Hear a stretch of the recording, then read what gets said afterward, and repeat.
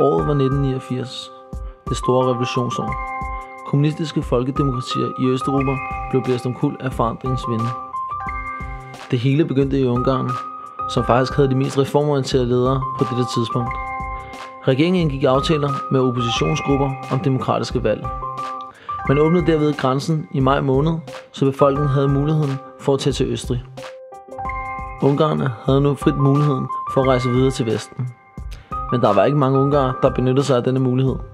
Men østtyskerne derimod så det som en mulighed, da der blev åbnet for grænsen for de andre folkedemokratier, til at køre igennem Ungarn og videre til Vesttyskland. Det gjorde de i trabanter og overfyldte tog. En regering af ikke-kommunister kom til magten senere på året, og den tidligere leder af Ungarn, János Kádár, følte sig nødsaget til at træde tilbage. I Polen var der samtidig opstået en stor økonomisk krise, som forårsaget af den kommunistiske ledelse så sig nødsaget til at indlede møder med den forbudte sammenslutning Solidaritet og repræsentanter for den katolske kirke, for derved at få løst problemerne. Resultaterne af disse møder endte med demokratiske valg i juni måned 89. Valgets sejrherre, Solidaritet, fik næsten alle mandaterne på nær et enkelt. Den 7. oktober 1989 skulle man fejre 40-årsdagen for den tyske demokratiske republiks oprettelse. Dette gjorde, at Gorbatjov kom på besøg.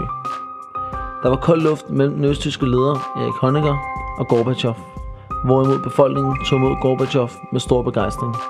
Gorbatjov gjorde det klart for journalister og medierne, at de sovjetiske tropper ikke ville gribe ind over statens ledelse eller lave forandringer i systemet.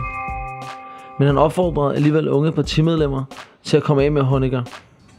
Alt dette og udviklingen i Polen og Ungarn gjorde, at der opstod demonstrationer i flere byer i Østtyskland i oktober og fortsatte i november måned.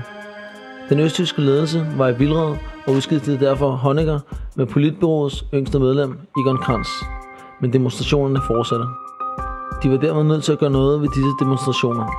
Så den 8. november ophævede den østtyske regering alle rejserestriktioner for landets borgere, og de kunne nu frit besøge Vesttyskland og Vestberlin.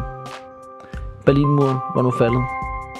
Den 3. oktober 1990 blev Østtyskland indlemmet i Forbundsrepublikken Tyskland og blev derved opløst. Dette kunne de kun gøre med Sovjetunionens accept, og denne accept forhandlede Helmut Kohl med Gorbatjov i juli. Han søgte accepten ved at give løfter om nedrustning og økonomisk støtte fra Vesteuropas økonomiske sværvægtere i disse år. I løbet af det næste år var det Tjekkoslovakiet, der skulle opleve demonstrationer. Oppositionsgrupper fortsatte dag efter dag med at demonstrere i Prags gader, og dette skabte i løbet af et par uger fløjtsrevolutionen. Demonstranter og magthavere havde lært af Østtyskland og Polen, og det tjekkoslovakiske regime forsøgte derved at sætte en stopper for demonstranterne ved at pudse politiet på dem. Men dette forårsagede, at demonstrationerne voksede. Efter 10 dage gik den kommunistiske ledelse og regeringen af. Václav Havel blev den 29. december valgt til præsident. Han sammenfattede udviklingen ved at sige, at det tog 10 år i Polen, 10 måneder i Ungarn og kun 10 dage i Tjekkoslovakiet. Derimod i Rumænien blev omvæltningen voldsom og blodig. Rumænien var faktisk det land efter Albanien, der var mest isoleret. Det var også det mest betonkommunistiske land sammenlignet med de andre østeuropæiske folkedemokratier. Nicolae Ceausescu havde siddet på magten siden 1965, og han havde sin magtbasis i det hemmelige politi, Securitate, som også var tæt knyttet til hans familie med store privilegier. Kommunistpartiet spillede næsten ingen rolle, og Rumænien førte faktisk selv deres egen politik over for Sovjetunionen, både på det økonomiske og det udenrigspolitiske plan. Selve den rumænske tragedie startede i midten af december 1989, hvor der kom demonstrationer i Rumæniens provinsbyer mod Ceausescu-styret. De blev brutalt slået ned af Securitate.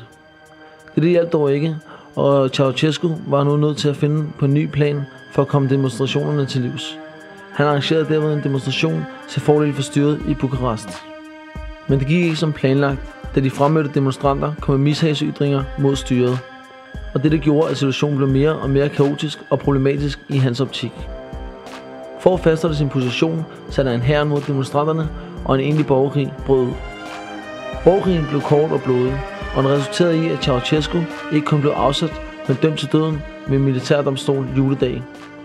Han blev likvideret for åben tv-skærm, som så gav en bitter eftersmag til de mange fredelige revolutioner, østeuropæerne havde gennemført og oplevet i løbet af dette år.